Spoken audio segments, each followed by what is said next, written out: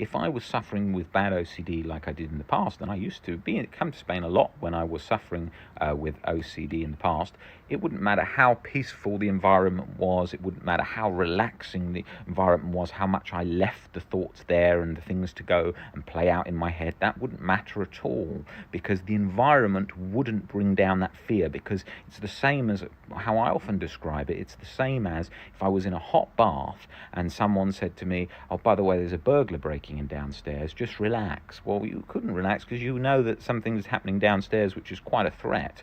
Okay, so that's like the case. Or if there's a big tiger in the room and you're trying to relax with a tiger there, well, it's not ideal either, because you're not going to really be able to relax knowing there's a tiger there. So that's very much what OCD and anxiety is like. The big myth, and you see it a lot on social media where it's misunderstood, and it's been misunderstood since the time I was stuck with OCD, is you don't need to get into the content of the thought, which is complete nonsense. If you didn't need to get into content of the thought, we wouldn't have exposures that are targeted on specific fears, because we target with specific fears to get into the content. Otherwise, we'd just say this exposure is for all OCD. So it obviously targets that specific fear. So that's key. That's very key to get into those points. You've got to do that.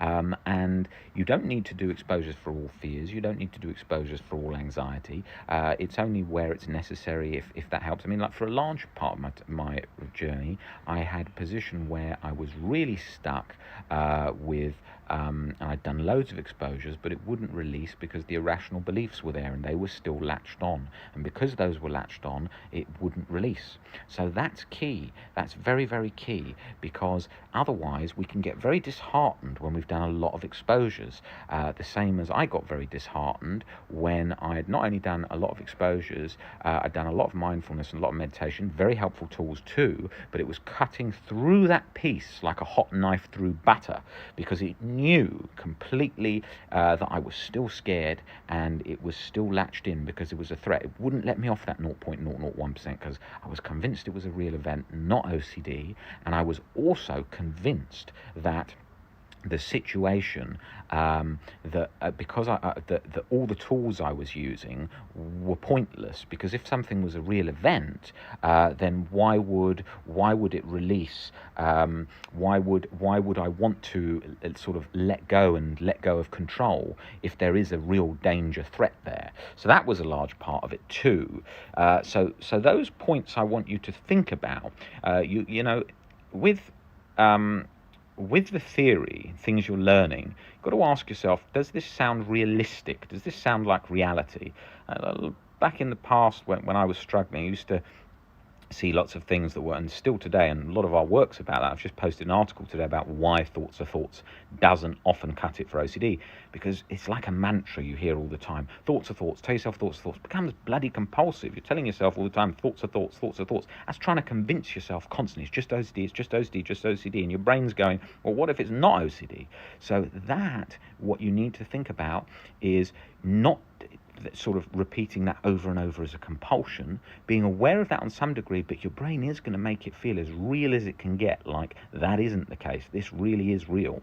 So that's why we work on adopting unconditional self-life and other acceptance to get under those core fears that are often being fueled there.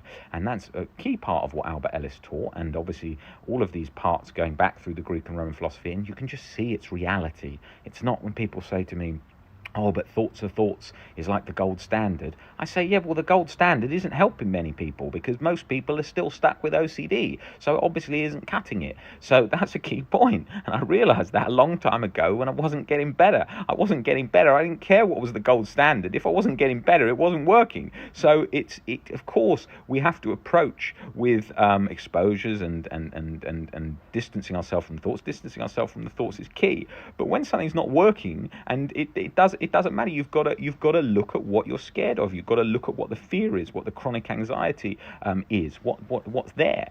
There's no point just sitting there going, okay, I'm doing a lot of mindfulness, and I'm leaving thoughts there, and I've done a lot of exposures. I've done all the gold standard stuff, so it should be gone. If it's not gone, then obviously you're going to have to look at why you're scared and break that down, because you will know if you're feeling better. You'll know if you've got a sort of robust recovery where you're feeling a lot more better and a lot more balanced. If you're not, you'll know that. You'll feel that. I felt chronic guilt and chronic anxiety persisting all the time, so I knew that wasn't cutting it. It wouldn't release, and that's what all the work I've been doing over the last 10 years has been about.